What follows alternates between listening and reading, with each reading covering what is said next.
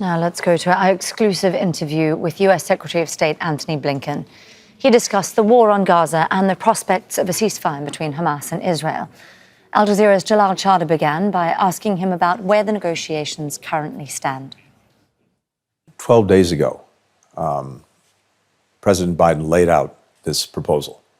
And in that time, almost the entire world came out in support of it, including the United Nations Security Council, but also the Arab League, virtually every country in this region, and well beyond. Israel accepted the proposal. Palestinian Authority accepted the proposal. Hamas was the one answer we were waiting for. And the answer that we got last night that was submitted to Qatar, that was submitted to Egypt, and to us as the mediators in this process, unfortunately, was not the yes that everyone else had provided. It was looking for more changes to the agreement, including changes on items that Hamas had previously accepted. So the hard reality is we could have a ceasefire. We could have maybe had a ceasefire 12 days ago, but we don't in this moment because Hamas has not said yes. We have, I think, some changes that Hamas is looking for that are workable, that we can try to close the gap on. There are others that are not workable. So we have to see in the days ahead whether we can actually close the gaps. I think that the gaps are bridgeable, but just because they are doesn't mean they will be. Ultimately, Hamas has to decide. Everyone else has decided. Hamas is not. What is not workable for you and for the Israel? Well, I can't get into the details. You'll understand that given the sensitivity of the negotiations, we're not going to talk about the details. But what I can say is this. The proposal that President Biden laid out 12 days ago was virtually identical to one that Hamas had accepted and put forward itself on May the 6th. So there's no reason why this agreement should not be reached. The only reason would be Hamas continuing to try to change the terms. But here's what's the reality. The reality is, as this negotiation is going on, during the 12 days that it took Hamas to respond, the world wasn't standing still. Gaza wasn't standing still. People were suffering every single day. Palestinian children, women and men, suffering every single day.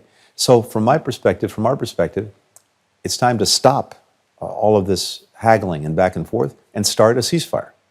Hamas said the priority is to stop the war. What information did you receive from Prime Minister Benjamin Netanyahu during your meeting with him a few days ago in Israel concerning the permanent ceasefire in Gaza? So what I can tell you from my conversations with Prime Minister Netanyahu was a reaffirmation of Israel's acceptance of the proposal that's on the table. And what does that proposal have in it? It says, first of all, that there'll be an immediate ceasefire, immediate. And during that immediate ceasefire, Israel will pull its forces back from populated areas in Gaza, will surge more humanitarian assistance into Gaza. Palestinians living in Gaza will be able to return to their neighborhoods, their homes, if their homes are still intact, anywhere in Gaza. And during that initial phase, 6 weeks, both parties, Israel and Hamas, commit to negotiate toward a permanent ceasefire with the understanding that the initial ceasefire will continue as long as those negotiations are going on. And this is backed by the United States, it's backed by Qatar, it's backed by Egypt. This is the quickest, most effective path to a durable ceasefire. And that means an end to the war. It also opens up so many other possibilities for where we want to go to try to get a truly durable peace for everyone in the region. And one place that we believe it's important to go is the realization of a Palestinian state. How do you plan to address the situation now? What are the next steps? So I've met over the last 2 days with Qatari and Egyptian counterparts. We've been intensely engaged with all of our colleagues who've been working as mediators on this agreement. We have to continue to analyze the document and then see if over the coming days we can find a way to bridge the gaps that have emerged because Hamas wouldn't say yes. Well, Hamas has released a statement saying, contrary to Israel, it does want a deal signed. The Hamas movement has demonstrated, it says, in all stages of negotiations to stop the aggression, the required positivity to reach a comprehensive and satisfactory agreement based on the fair demands of our people for a definitive cessation of aggression, a complete withdrawal of Israeli forces from Gaza, the return of the displaced, reconstruction, and a serious prisoner exchange deal. The statement adds that there hasn't been any confirmation from the Israeli side that they have approved any ceasefire proposal. Well, let's bring in Marwan Bishara, Al Jazeera senior political analyst. He joins us today via Skype from Paris. Marwan, we're seeing both sides blaming each other again. Now, Blinken keeps saying that all that's missing is a yes from Hamas, but Israel hasn't said yes either.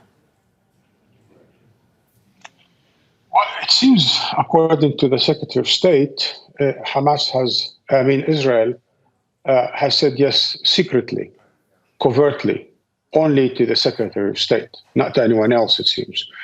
Because no one else in the world is testifying to the fact that Israel told them that it agrees with the ceasefire.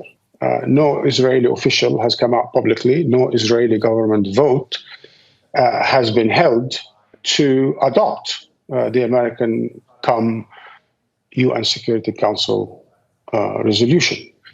So, I'm not sure how many people are going to take the Secretary of State's word for it. He clearly hasn't come through on many of his words and commitments and declarations over the past 8 months. But be that as it may, let me just underline that it's great to have the Secretary of State on our channel.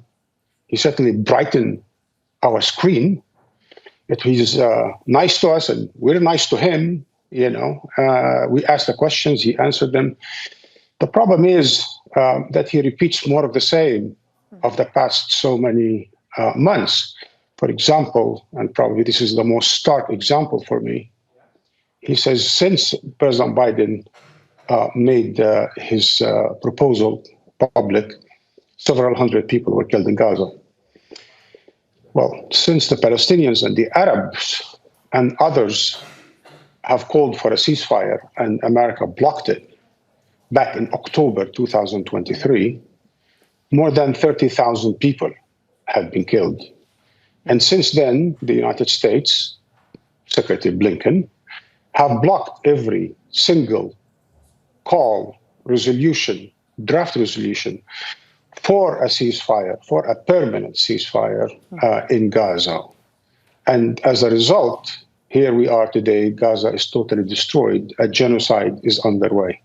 Marwan, just picking up on something that you alluded to there, this idea of a permanent ceasefire, and that's been a sticking point since the beginning. Has there actually been any progress made? Are you seeing momentum here? Look, I appreciate the fact that you say alluded, but I don't allude. I said it very, very, very, very clearly. This is exactly the problem since the very beginning. The entire world, except the United States, and at one point Britain and Germany, was on board for an immediate and permanent ceasefire. Everyone in the world wanted a permanent ceasefire, except the United States and its lackeys in Europe. So what we have today is not a permanent ceasefire. And that's why Hamas and so many others have a problem with it. They got on board with the UN Security Council resolution for a simple reason. The United States said to the world, to China, Russia, and others, my way or the highway. Either you accept my proposal or Israel is going to continue with its war crimes in Gaza. So after they basically became desperate, all the world powers and the smaller states at the UN Security Council came on board with the United States. They accept the reality that Israel-Palestine is within America's sphere of interest. And if America doesn't agree to it, it's not going to happen. And America and Israel are going to have to manage the so-called temporary ceasefire moving forward. And it's going to be up to Israel, if this thing happens, as it moves to the second phase, to decide whether it wants or not a permanent ceasefire.